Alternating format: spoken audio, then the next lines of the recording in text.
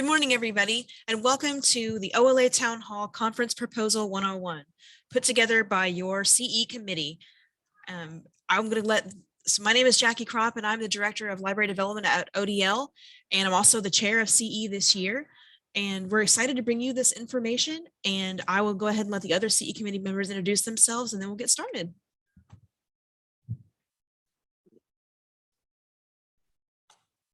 I'll go ahead and start. I'm a B, so I'm pretty close to the beginning of the alphabet. I'm Jenny Bodenhammer. I'm a cataloger at the Metropolitan Library System, and I've been working with the CE committee for a number of years and happy to help with this conference proposal workshop. I'm Kathy Atchley. I'm the Public Services Coordinator for Western Plains Library System, and I am fairly new to the committee. I'm going to enjoy working with everyone, and I hope this is a useful tool for everyone today. Hi, my name is Michelle Owens. I'm a collection development and outreach librarian at Rogers State University Libraries. And this is my first year on the CE committee, but I've been with, in OLA for a long time, and I'm excited to be able to share this information with you and encourage more people to participate in presenting at conference.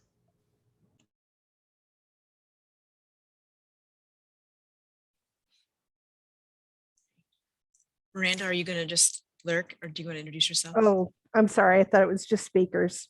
Hi, my name is Miranda Weiser, and I'm the Technical Services Librarian at Southeast Oklahoma Library System. And I'm excited to see the presentation along with everyone else. So a couple of things, housekeeping things. If you're not asking a question, please mute your mic. We're going to leave time for questions after every part of the presentation and at the end. There's no question too big or too small. Ask away. We will be monitoring the chat. Miranda's doing that for us. So if you have questions and you don't want to interrupt the speaker, you can always just throw them in the chat, and Miranda will gather those up at the breaks and give them to us, and we'll go from there. So without further ado, here we go.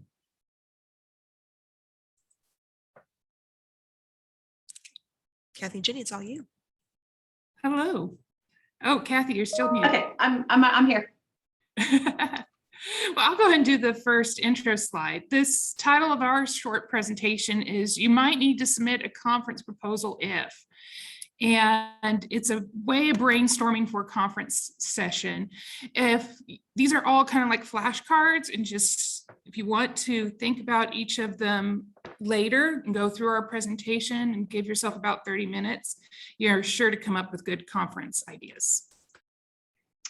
Okay, you want to go on to the next slide?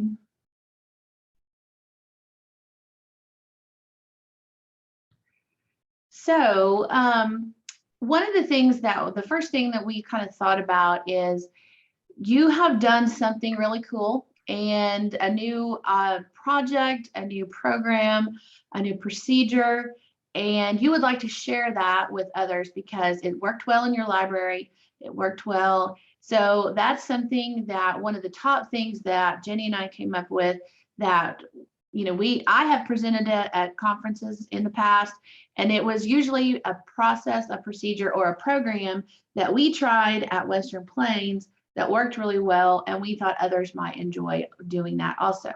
So that might be one of the first things that you pick when or one of the first things that you think about when you're trying to pick a topic to talk about for a session or a workshop.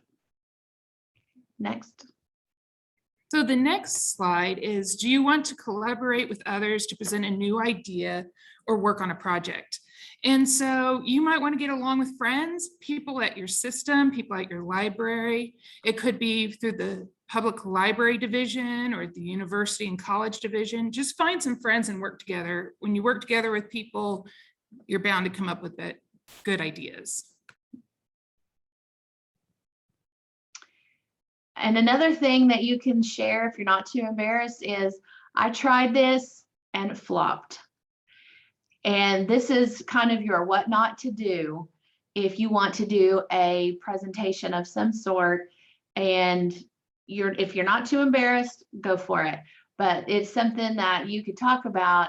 And also, it also will prompt discussion within the workshop or session that maybe others will talk about, and they'll get ideas how to fix what they did or what they didn't do or what they forgot or whatever. And sometimes talking about those fails is a good way to network with others. So do you have an interesting hobby outside of libraries that you can connect to libraries? My coworker Alice always says everything applies to libraries. And one of my favorite programs I went to was a poet talked about how bringing poetry into a program in your library. And that was excellent. You can do this with cooking, book binding, anything applies. There's a myriad of things you can apply to libraries. Some of our favorite hobbies that turned into great programs was quilting. That's a huge thing in a lot of areas, not just in rural areas where I'm at, but it also tends to bring families together. There's a lot of things that people share, traditions, etc. That's just one hobby that I can think of that has resulted in some really great programs within the library. So a unique hobby is definitely something that you could build upon. Next slide. So do you have a cool session format that you want to try? I'm going to say two things that have been really interesting for me, just learning about conference proposals, and now I kind of want to try them, is one is the solution room. Let's say you have a big problem at your library and you don't know how to solve it. Go ahead and invite people in to solve the problem, divide them up in groups, give them a list of questions, and have them come up with ideas to solve your problem during the conference session. I think that's a great idea. And Jackie Kropp regularly does a speed dating reader's advisory. And I love that active format where you travel around the room and you learn from multiple different people. Conferences proposals do not have to be boring, and they can be very interactive. Another part that we really liked is the game show idea. You can present your information in a fun format. Everybody likes to win a little something, or maybe you can have some fun giveaways that go along with your topic, or even just win a gold star. That's always something fun. Kind of goes along with the trivia part. You can add some trivia in with your topic. It doesn't have to be the whole thing doesn't have to be about trivia or in a trivia format, but you can add bits and pieces in there. Sometimes the single person lecture, if it's not done in a energetic format, can get a little bit tedious. So you want to kind of switch things up, and you could do several of these types within one session. You wouldn't necessarily have to stick to just one. You could pick 2 or 3 things. Probably one of my favorites that I've been on several times is a panel, and you can have a moderator that lets the audience ask questions or not, and that way you get several people's perspectives on your topic. Maybe large libraries, small libraries, different types of libraries, and they may be an expert at their library, their type of whatever you're talking about, and that way the audience gets several perspectives. This is a great place to collaborate with others. I completely agree with what Kathy said. Okay, next.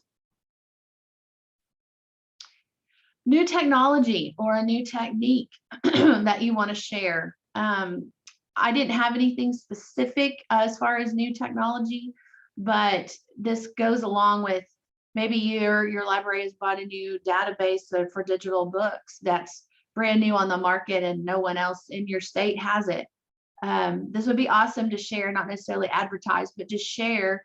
Maybe you have some customer feedback, or you have some statistics on what has increased in your library, and this would be something fun and helpful to other libraries, especially if they were considering a certain type of technology or a different technique of doing things. Jenny, I've you have seen anything to this add to used that? well with maker spaces, like if you have a new type of scanner or a new type of instrument or something of that sort to add. There's a variety of ways you can go with this. There was even one a couple years ago about how to be in charge of your own data and what resources were available for that. I thought that was pretty good. So, Okay, next. so the next one is, have you had an experience that deeply impacts you? And this could be a variety of things too. One of the things, if a traumatic event happened at your library, it's one of those things that it's good to share with others in case the same thing happens to them. So if there was an act of violence at your library, how do you protect yourselves? Do you have an outside speaker who could give you advice on how to overcome such a situation? Is there an event that might have caused PTSD? There's been a variety of sessions on how to work with the homeless. There's been a variety of sessions on what happens if your library floods. But it doesn't always have to be bad things. You can also share how a good event or how a successful patron, the whole conference on library stories and how to share good things that happened in your libraries with your community is an excellent avenue for conference proposals. Great. Okay, next. Is there something that you have read or researched this year that you would like to share?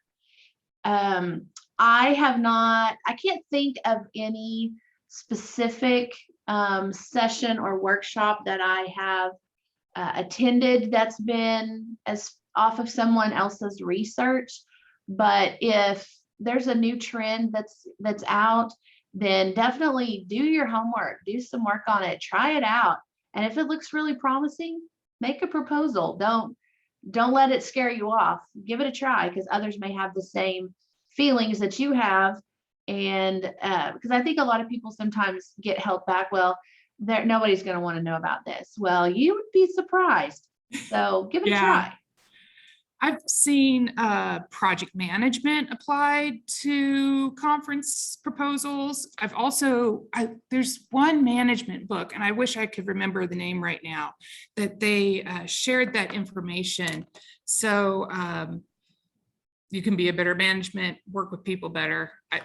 Anything like that would be a great proposal. Sure. So this one is just another way to brainstorm. What do you usually like to talk about at conference, and what do you like to go and see at conference? I get into the weirdest conversations just seeing around and talking to people. I'm curious about library size and who's in your community and what are the unique characteristics of your library, and do you have weird statues in front of your building? Any of these things could lead to conference proposals. So think of what things interest you. Maybe you need a new circulation desk. Maybe that's your research project. But yeah, I've had some of the best conversations at the large conferences, where it's harder sometimes to connect with people because they're not people you ever see again. On the bus going from the conference center to the hotel, because you've got to share a seat with somebody, and you find out, well, they're from Mississippi, and how do their libraries differ from ours, or they're from Boston, and how are they different from ours, or Alaska, or whatever. And so I've had some of the best connecting conversations with people in random, you got to share a table in the eating area because it's full, and you learn to know people. So those are some fun conversations that you make. And I've got people's business cards, etc., from that very same thing, just make a unplanned connection. And our last slide. So how have you made a difference in your community this year?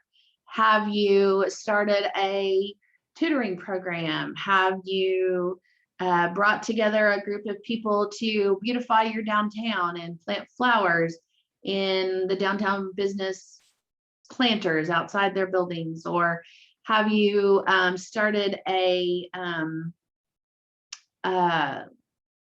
mentorship with high school students or something like that?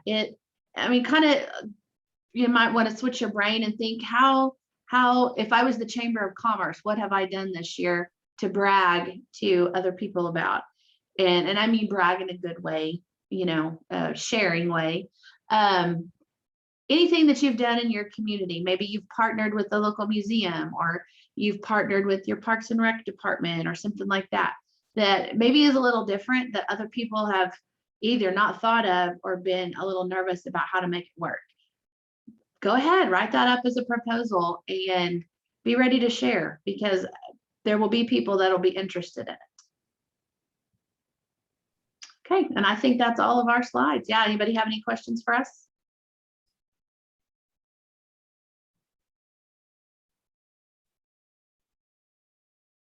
Okay, Jackie.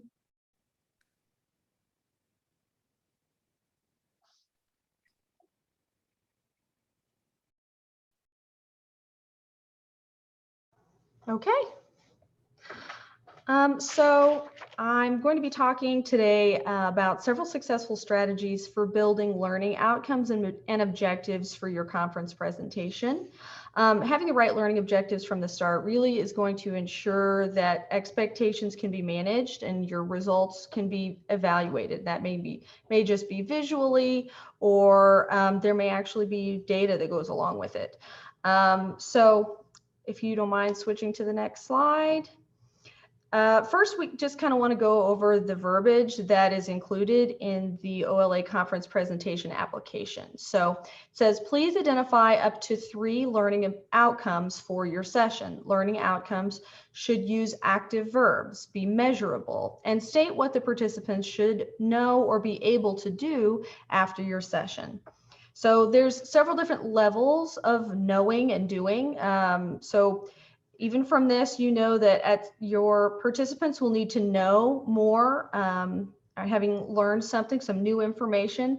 They will need to have a greater deal of insight or understanding about why something is. And they'll also hopefully be learning a new skill so that they are able to do or apply the information that they learned in your session in a context outside of the workshop. So if you want to go ahead to the next slide. So we're going to mostly just talk about 2 methods. One of them is working backwards. Basically, you start with your desired outcome. So again, one successful approach is to work backwards from what you want your end result to be. With this approach, you start with what you want your participants to be able to do by the end of your session. Then you want to identify what it is the participants need to understand in order to be able to do these things. Keep in mind the pre-existing knowledge of your potential participants. Think through what they will need to know before they can understand the concepts you're presenting. Can you go ahead and switch to the next slide? Okay, so here's an example of this. So say you have an idea. This is your topic. You want to talk about holistic collection development utilizing data analytics software, say specifically Tableau Public. So again, you're starting at the end. You want them to be able to understand key elements of holistic development planning. So that's your end goal. Then to do that, you have to explain to them they need to be able to explain what types of data they need to build a dashboard, which Tableau is dashboard software, if you're not familiar with that. And then before that, they need to be able to identify the available data and then select which data sets to use.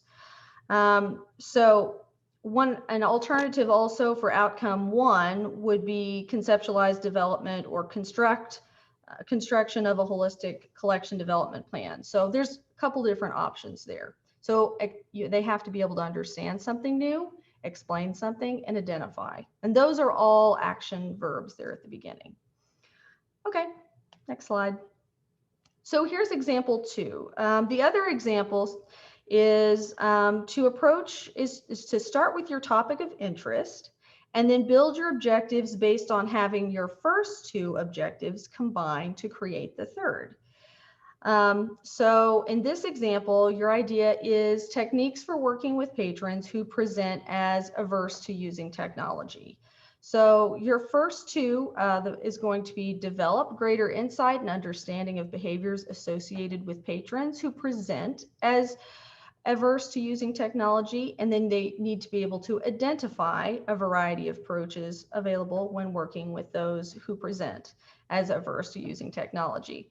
And by being able to do these two things, they will then be able to utilize techniques. So then the third one means conceptualize, individualized techniques for patron interactions based on specific behaviors and approaches. So in order to do the third, they have to learn the first two. In both methods, it's acceptable to assume that your patrons have an above average understanding of key elements of librarianship, but that doesn't necessarily mean that you can't still contextualize your subject matter if it helps you build on a foundation for your presentation. So in the first example, you might have to explain analytics software is. You may have to explain what Tableau does.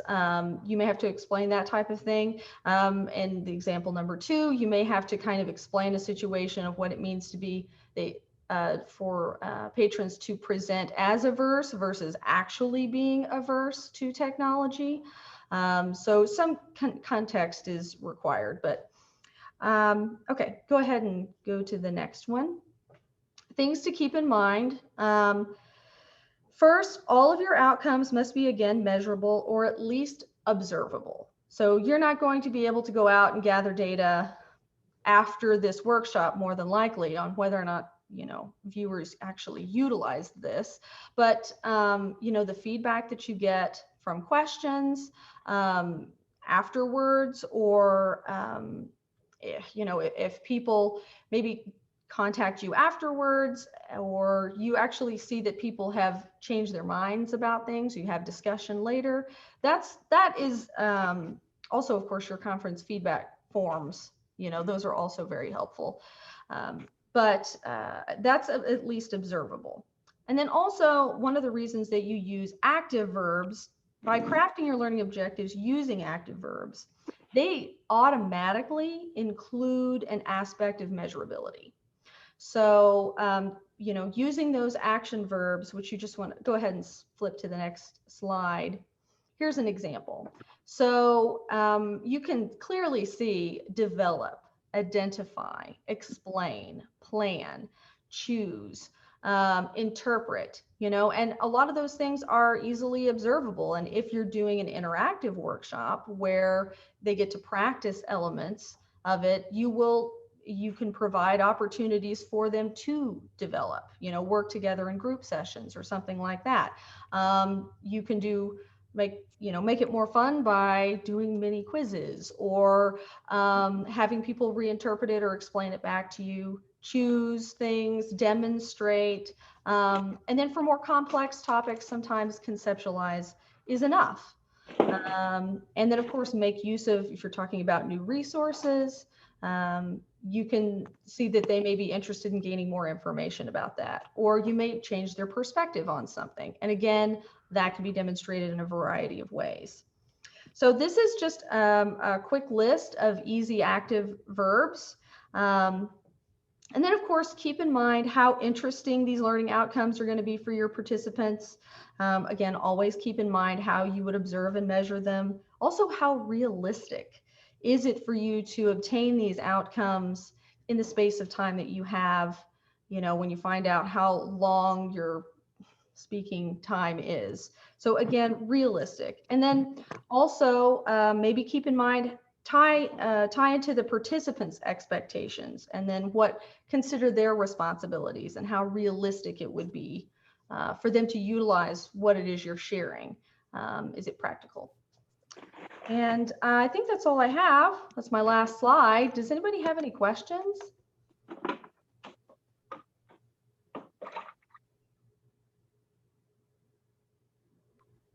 Okay.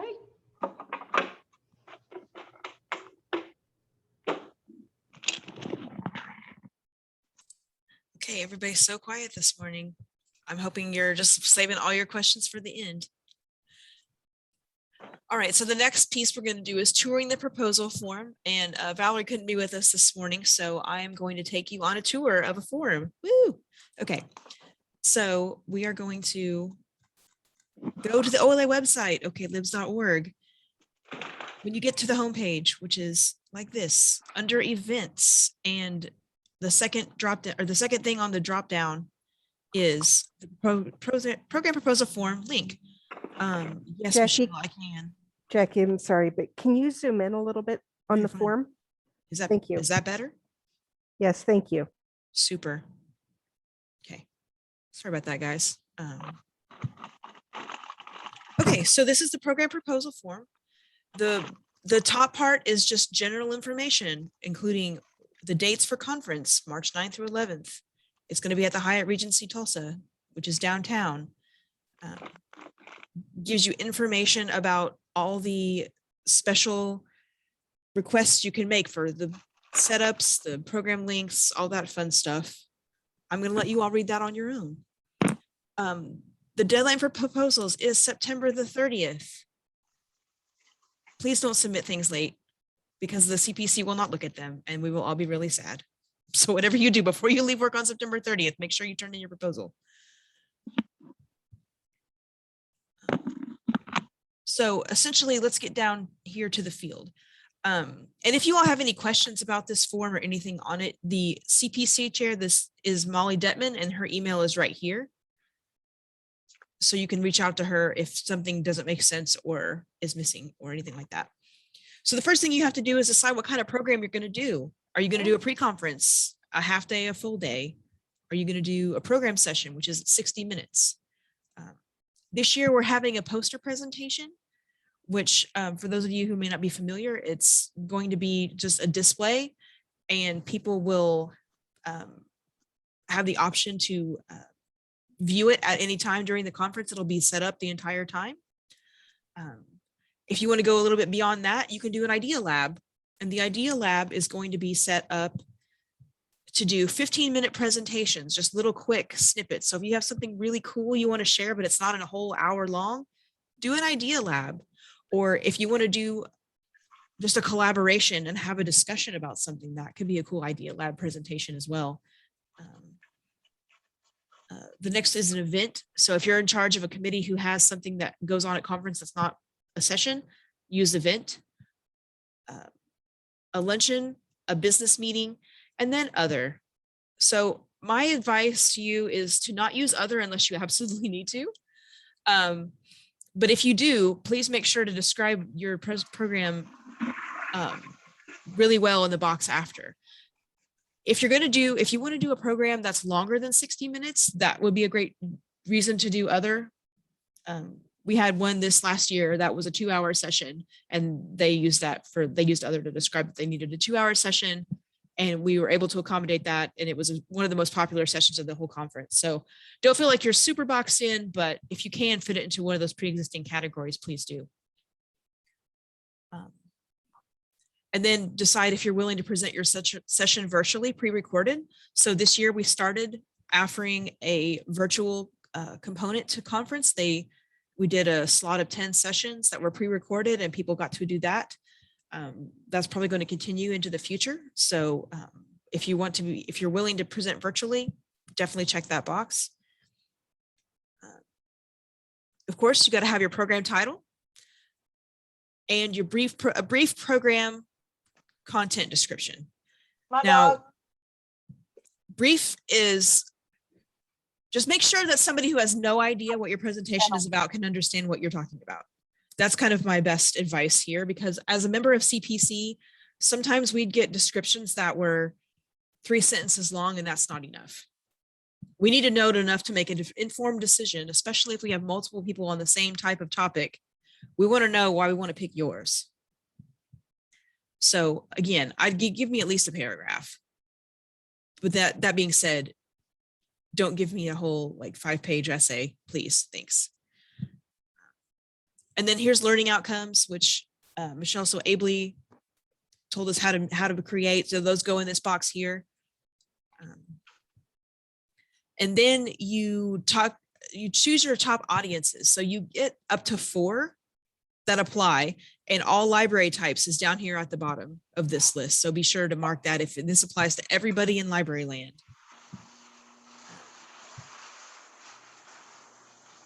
And then your budget, if you have one.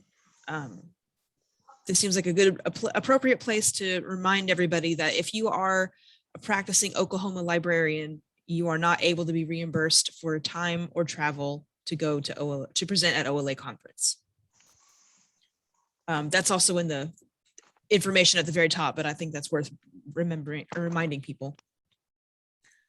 Next, you want to choose your room setup, how you want the room laid out, because that is a very important part of putting together the grid. We group things by how they're laid out, so we don't have to have the hotel running around in between every session. Any special accommodations that you need. If you need, I don't know, I'm trying to think of a good example here. Let's say you need a strip of plugins because you're going to do a technology-based session and you're going to need to plug in a bunch of things. That's exactly the kind of thing you want to put in this special accommodations. Anything that you need that's out of the ordinary, beyond the absolute basic. And then any other information. So if there's anything else you want to tell us that doesn't fit anywhere else in this form, please throw it in that box. And it could be whatever you dream up. We are happy to read whatever you want to put in that box. And then of course, so I'm logged into the OLA website conveniently. So it gives you the submitter contact information. And then you put in your submitter contact information, then you put in your speakers. Something that is very important, if you are part of the panel that is going to be doing this presentation, put yourself in both places. As former chair, it was really, I had to reach out to a bunch of people several times to ask, wait, who's actually presenting? Who's just submitted the form? My best advice is if you're not involved with the conference program, let the person who's actually involved with the thing submit the form. Don't do it on someone else's behalf because it causes lots of confusion at the other end. I'll second that. And you might also, if you have a specific moderator, you might want to add it as well as the speakers. Yes, if you have a moderator, they should be part of your speaker list. And if you run out of room in this form, if you have more speakers or moderators or whatever, you can throw that in into this catch-all other information. You can say so-and-so is our moderator or that kind of thing.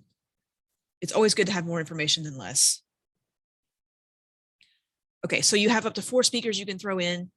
And then at the end, you have to agree to adhere to the OLA Code of Conduct and follow the presentation accessibility guidelines. And those are both linked here and you can review those at your leisure. And then you hit submit and you're done. And then it's all over but the reviewing. Does anybody have any questions at all about the program form or how to submit or anything like that? Hey, Jackie, I'm confused about the budget thing. I came from public education, and so I'm used to there's no such thing as a budget. So I'm wondering like what you would put in there.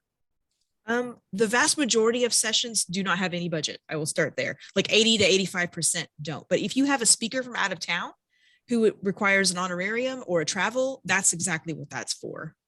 So in the decade that I've presented at OLA, I've never had a budget for any session I've ever done. Okay, that makes a lot more sense now. I'm like, yeah, what would I put there? Because if you think about it, TSRT, about 5 years ago, we had someone come in from Ohio for a very special pre-conference full day session. And we charged a little more for that, I believe, too.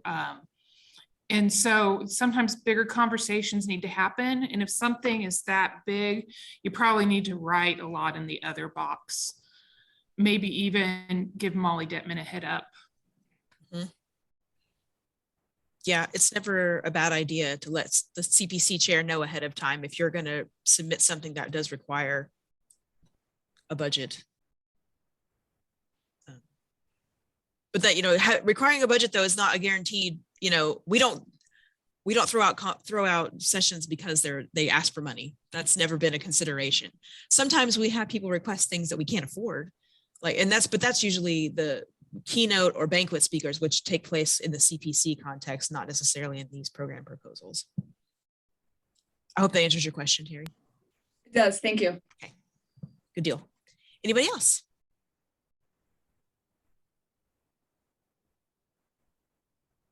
All righty. Then I'm going to close this window and we're going to go back to the presentation. All right. Okay, so now it's my turn to do the life cycle of a conference proposal. Okay. So it all begins and ends with the OLA Conference Planning Committee, which is now in its 3rd year of existence. So if you've been a longtime OLA member, there's probably some things that we do differently that might feel uncomfortable or unfamiliar. So I'm hoping that this part of the presentation will kind of demystify this whole process.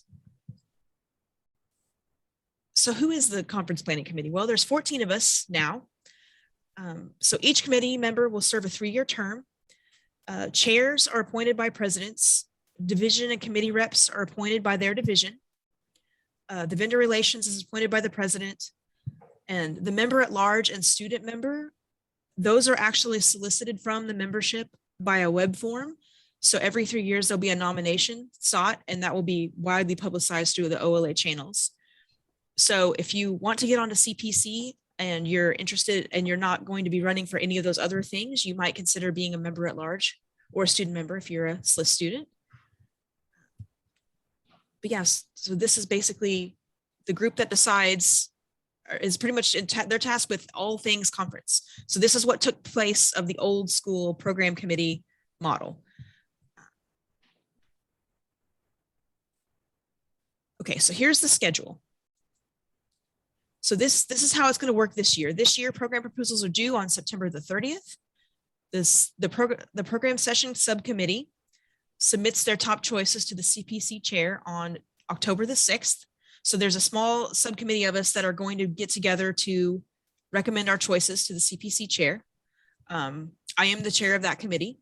So if you have any questions or concerns about any of this, please reach out and email me, and I'll put my email in the chat later.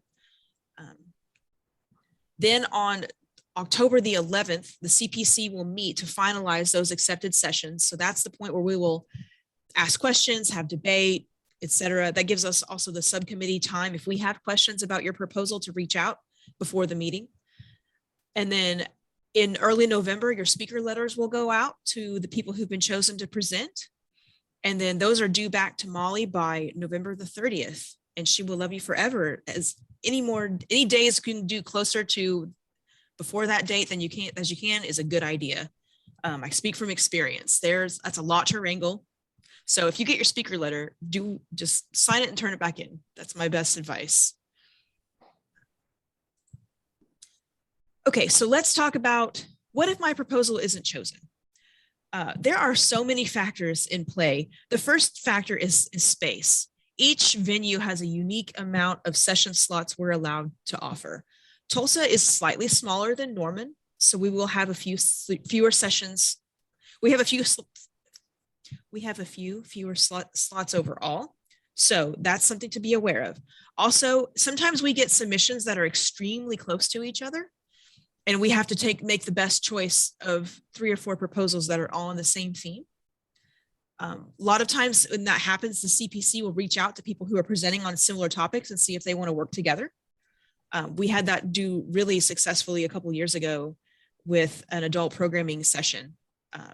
We had 2 groups that have the exact same proposal almost, and they worked together and made a beautiful presentation.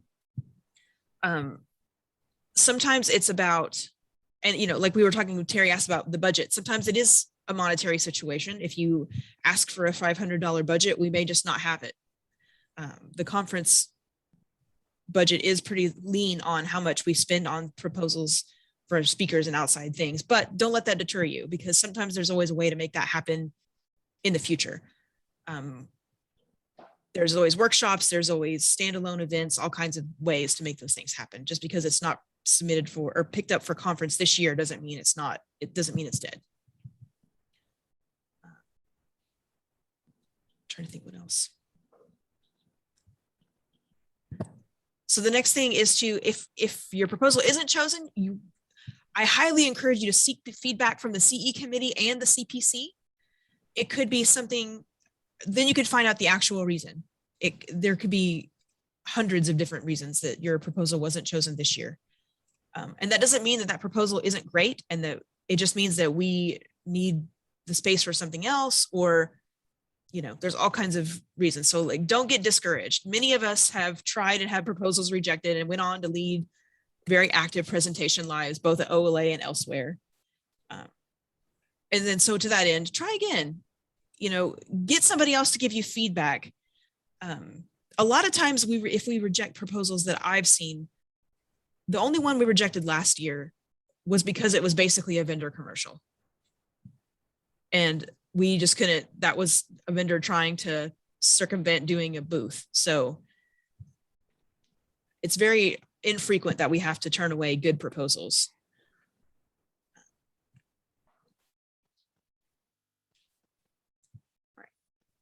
So that's the end of my presentation. Does anybody have any questions about the process, or about what to do if your program doesn't get chosen, or if it does get chosen, or anything like that?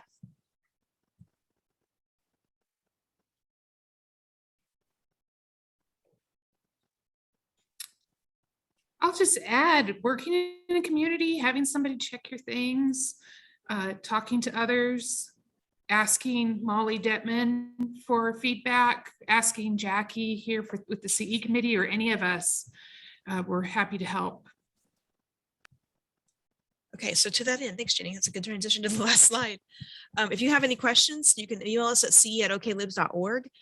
If you want someone to look at your proposal before you submit it, we would love to do that. That is definitely something that the CE committee would love to help you do.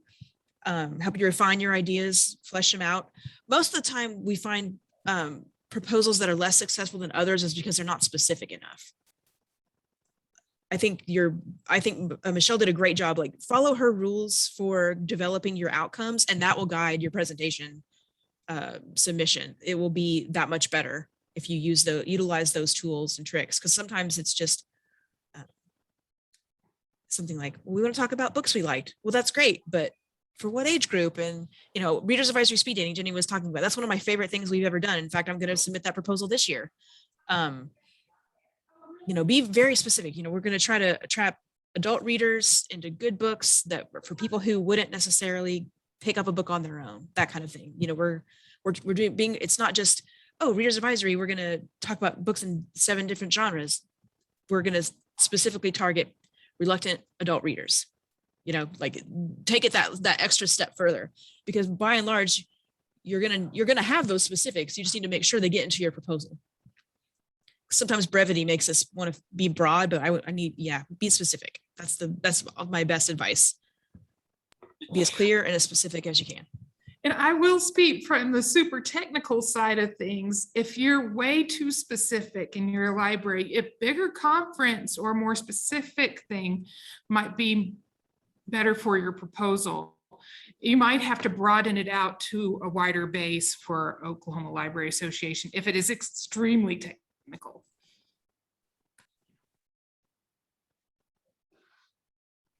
Would you agree with that, Jackie? I haven't been on Yeah, I do. I think so. I think a lot of times what we really want to see, and what we've encouraged people in the past that we've gone back and asked questions about proposals, is consider having a panel, consider adding a school librarian or a public librarian or an academic, you know, depending on who they start with, because so much of our organizations overlap. And so many people have, you know, buying an ILS is something a lot of libraries will go through. But if you can find a school librarian and a public and an academic librarian who've all gone through the process, that could be a really cool presentation, and that will appeal to a much wider group. Which, you know, on that same topic, you know, if it is very specific and you're part of like an OLA subcommittee, like TSRT, maybe whatever it is you're wanting to talk about, it might be better for a workshop. If it does have an extremely specific and targeted group.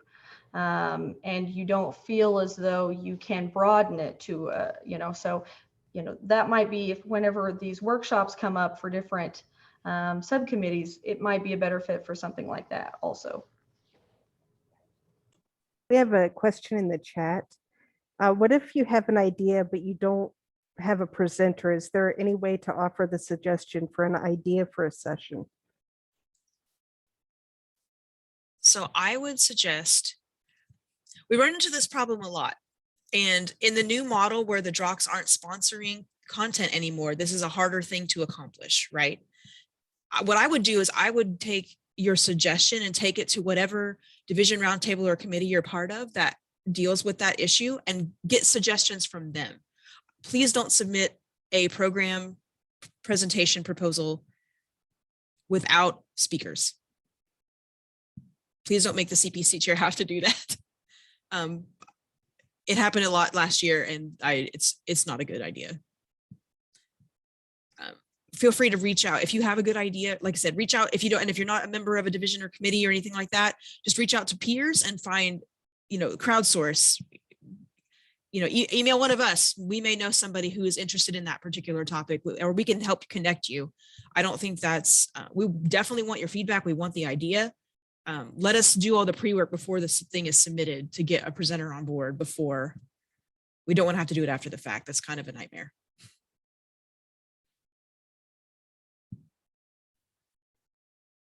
I hope that answered your question.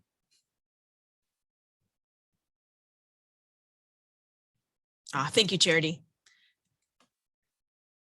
Yeah, if you're not familiar, division roundtable or committee is a DROC. So it's in any wing of OLA is one of those things. So if you're involved, the shorthand is DROC. Any other questions? That was a really good one.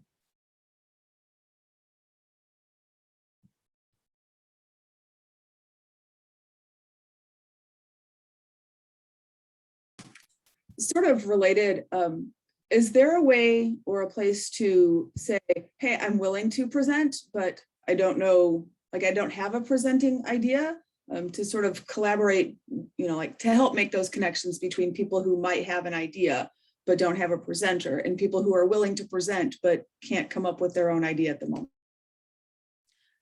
I think my answer to you is basically the same as my answer to Leslie's question. Go to your division roundtables, committees, go to your peer group and just throw it out there that you're willing and able to present. If you don't have a specific idea in mind, I think that's a good place to start.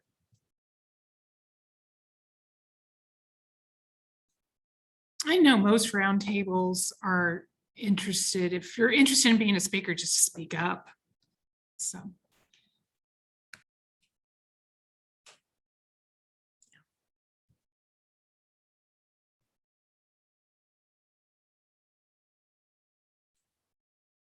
Okay, any other questions? All right, well, if you think of anything, here's the CE address to email. I can throw.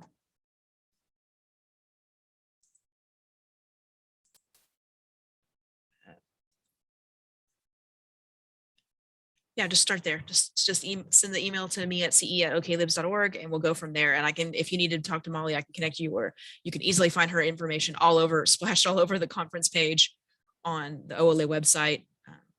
Yeah, we're here to help and we are excited to do so. So if you have ideas or just need to throw it out there and talk to somebody about it, that's 100% our job and what we're happy to do. So thank you all so much for coming and spending your morning with us. I hope this was useful information. And we'll see you all soon. Can't wait to see your proposals. Thank you all.